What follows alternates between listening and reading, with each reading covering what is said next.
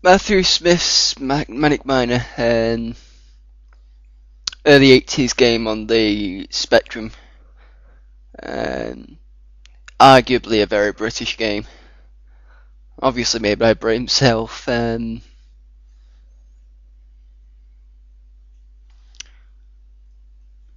its time, it was. I think it was quite an advanced platform in a lot of ways, because one of the things he did, he pretty much fixed the sprite color collision problem. Basically, what had happened is, if two sprites of opposing colors would go into each other, the colors would clash horribly, or the two sprites would jumble up a little bit and it looks weird. Examples of that can be seen on the Spectrum version of Tapper. But I think it was 18 levels, 18 caverns, something like that, 18, 20 levels.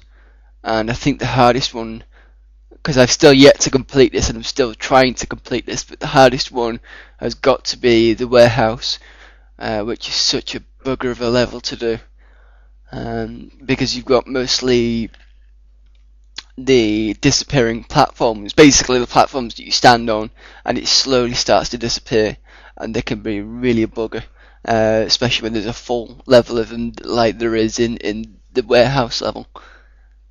It came out with 2 sequels afterwards. It was the sequel to this was Jet Set Willy, and then there was Jet Set Willy 2, basically Jet Set Willy in space, but I think there was just a lot more rooms. Then Matthew Smith was going to do Minor Willy meets Taxman, but that never surfaced. I got the pleasure of actually seeing the guy anyway, pretty much in person, at the this video game nation in Manchester last year. That was actually really, really good. But if you've never played this game, have a good look at it. It's quite good for its time, and it's still quite good now, actually.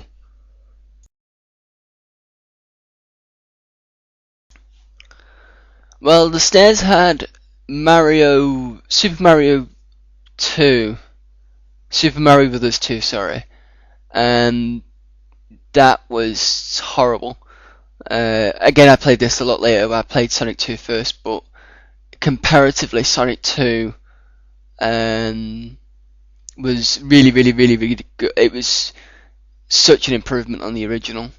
You got the inclusion of Tails. You could have it set to have it Sonic only. I think the biggest pain of having Tails in with you in the game is when you're doing the special stages. If you don't jump early enough with Sonic, Tails won't jump early enough, and he'll end up losing rings. So in the end, what I've usually done is, when I'm playing this game, I've turned off Tails, so I'm basically doing Sonic alone. But the levels themselves were a lot bigger, and the special stages were a lot different, a lot faster, but it was a really, really good sequel. The third one wasn't too bad either, actually. I mean, you got a new move in this one. You hold down the down arrow and press B, and it's sped up in a kind of I think it was this Sonic Spinball or something. I can't remember what the move was called, but basically he'd spin and turbocharge and stuff like that. But anyway, I'm I'm rabbiting on here, but seriously, Sonic 2 in comparison to the sequel to Mario Brothers is a lot better. Mario Brothers 2 was just a crappy clone of another game. I can't remember what game it was, but it just wasn't Mario. Like I said, this was a lot bigger than the original, and it just improved a lot of areas.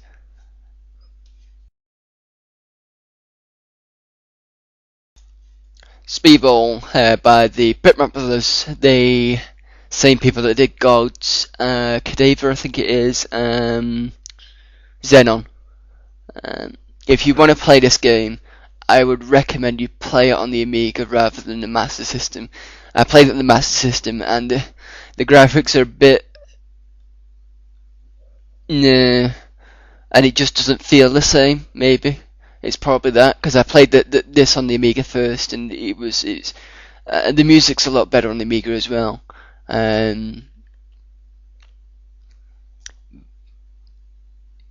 Basically, for those people that don't know what it is, it's probably like underground football or handball, as it were, that you basically throw around this metal ball and try and score in another team. So basically, it's like football or soccer, but you're using your hands rather than feet, and it's brutal as well, so that you can knock other players out and you can pick up cash and extend time. Bribe the referee to extend the time of the match if you're doing badly, as long as you've got enough coins, and you can increase your stamina and things. I mean, I didn't pick Speedball 2 because, I mean, okay, it's a lot bigger, but it tries to do a lot more things than it should really do, and Speedball itself was just a simple, basically brutal handball type game, a futuristic one, and it has more appeal for me, to be honest. I mean, I do have Speedball 2, but I prefer Speedball well over Speedball 2 anyway. I've not played any of the recent games that have come out. The ones on the PS2, I think there was one that was done. It wasn't well received though. Not that I've heard. But I'm gonna have to pick it up and have a look at it anyway.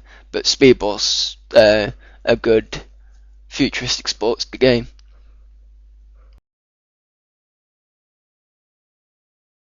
I'm lumping Doom, Hexen and Heretic all together because they're ID's early stuff, and it was basically the further introduction of the first-person shooter, and they all build on the same engine anyway.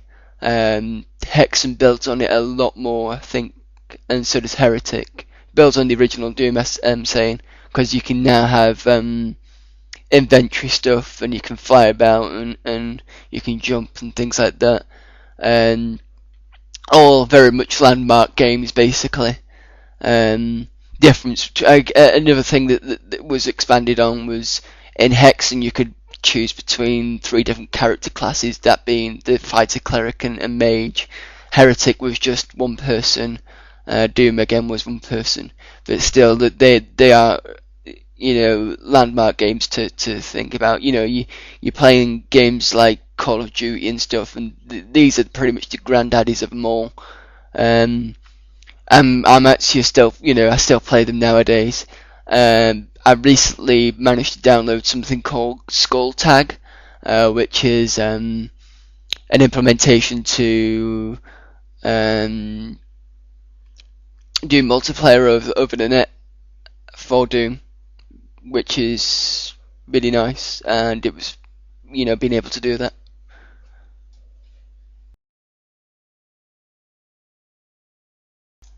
This is LucasArts' last graphics adventure. It was Grim Fandango was, I think it was late '98 possibly, and papier-mâché styled. Still the same LucasArts humour. Such a wonderful game. Certainly one definitely to pick up if you've never played it. And I really hope they go back into the whole graphic point and click adventure games, because I think that's one thing that shouldn't have died really, but unfortunately it did when first person shooters came out. Not when they first came out, but when they started to really expand a bit more. But it's one thing that's sadly missing in the game themes, I think. But if you've never played Grim Fandango, please do pick it up. It's a great game.